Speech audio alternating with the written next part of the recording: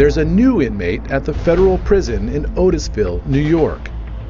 A 42-year-old convicted Chinese spy named Xu Yanjun. In October 2021, Xu sat across a federal courtroom in Cincinnati from another career spy, a retired CIA officer named Jim Olson, who was testifying for the U.S. government. When I looked at Xu in the court, it crossed my mind. He and I are alike. We both were serving our country, honorably we thought. We both were schooled in tradecraft. But there's a big difference between the two of us. What's that? You got caught, and I didn't. The story of how Olson and Xu came to face each other is a tale of modern espionage. It's a saga that revealed Xu was just a small piece in what U.S. officials say is a vast enterprise orchestrated from Beijing with one goal in mind. China ultimately wants to surpass the U.S. as the dominant global superpower. In this global shadow war, it can be difficult to tell just who has the upper hand. But the story of Xu Yanjun demonstrates just how this game is played today. And it's a game with millions of American jobs on the line. What's the way for the United States to win this espionage war? We have to be more aggressive. We have to wake up. What torments me is that we haven't caught them all.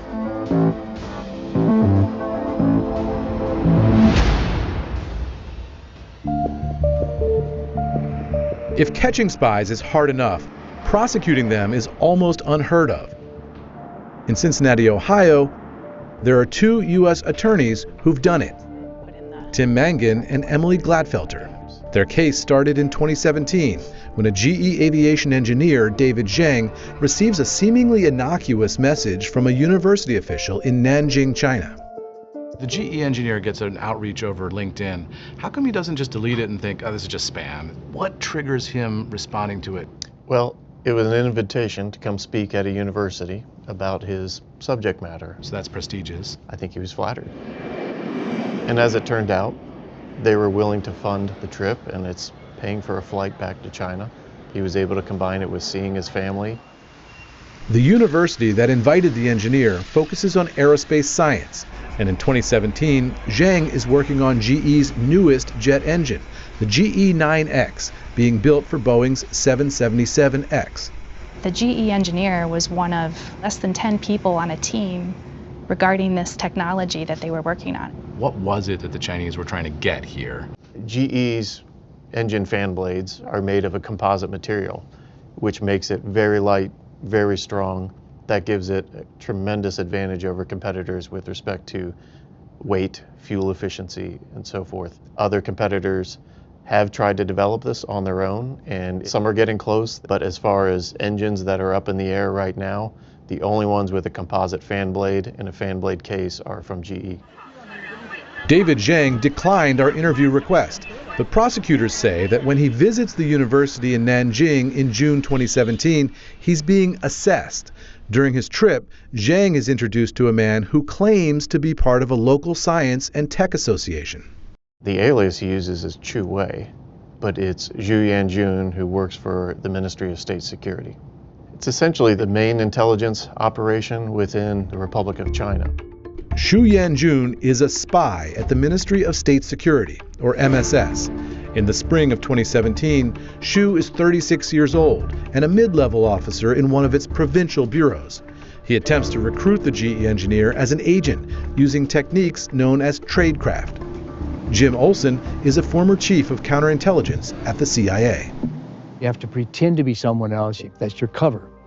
A decorated spy who was undercover in Paris, Vienna, and Moscow, Olson made the difficult decision to come in from the cold to teach the country's next generation of intelligence officers at the Bush School at Texas A&M University.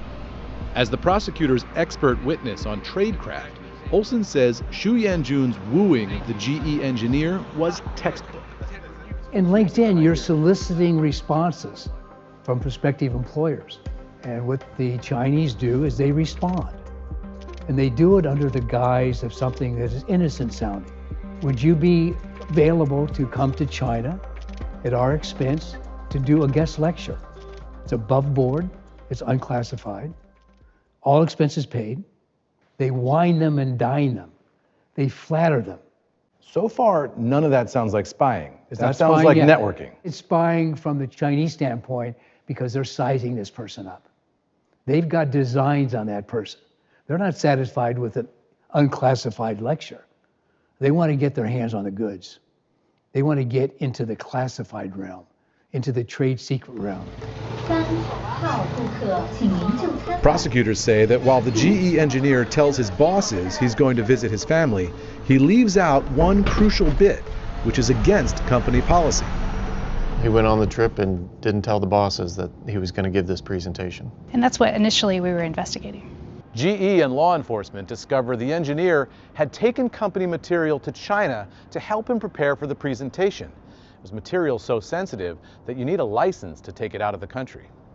After the FBI confronts him in GE's offices, the employee begins to cooperate. So what the FBI does is they take control of the operation.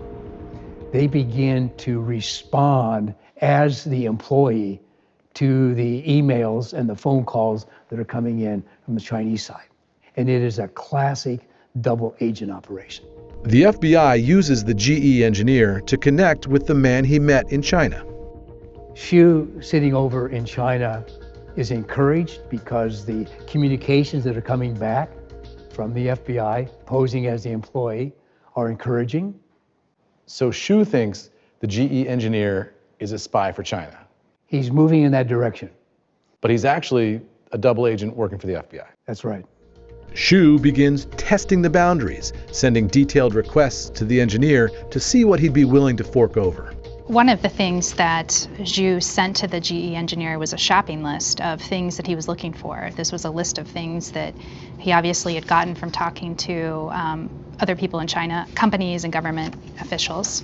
So this is the wish list. this is the wish list. So the top version is the Chinese version and then the translation underneath. And so this is the actual ask. He's asking for the types of software programs they're using. He's asking design and structure questions about the composite material for fans and the fan casing.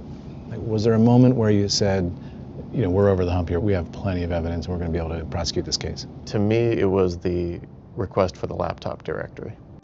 A laptop directory would list all the files that the engineer had access to, files filled with GE's proprietary information and possibly the secret sauce for its engine bleeds.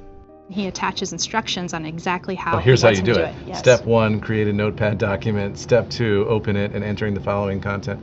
So he's giving him literally step-by-step instructions on how to send him GE information. Yeah, and this is the type of document that should make U.S. companies nervous. This is exactly the steps that you go through if you want to copy your company computer and give it to China. Sorry，在那里，这个还有这个你认得吗难道今天演法律诉讼？ ？No，我只是想叫副片打送。 China is one of the world's